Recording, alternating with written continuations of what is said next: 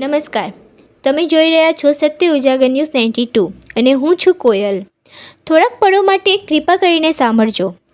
આજે હું તમને કોઈ સમાચાર નથી સંભળાવતી.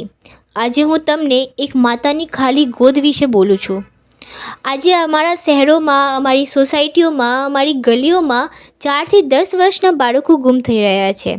એ બાળકો ક્યાંક બહારથી આવ્યા નથી, એ તો અમારી આંખો સામે રમતા હતા.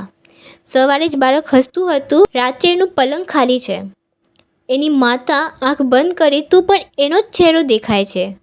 એના પિતા દરેક પોલીસ સ્ટેશનના દરવાજા પર એક જ સવાલ પૂછે છે, મારું બાળક મળ્યું? અને આપણે શું કહીએ છીએ? અમારા ઘરે તો આવું નથી થતું.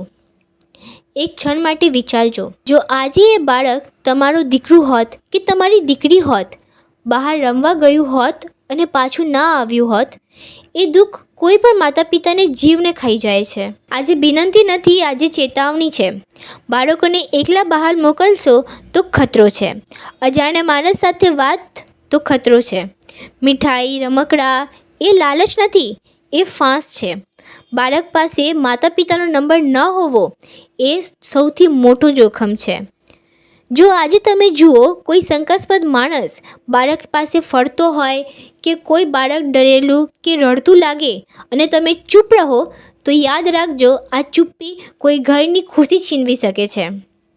બાળક માત્ર એક ઘરનો નથી હોતો, એ આખા સમાજનો છે.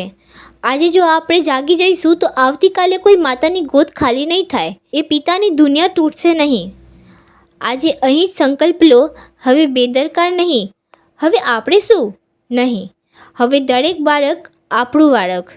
કારણ કે એક જાગૃત માણસ એક બાળકને બચાવી શકે છે. આભાર. આ સંદેશ સમાજ હિતમાં અમારા ટ્રસ્ટ અને ન્યૂઝપેપર દ્વારા.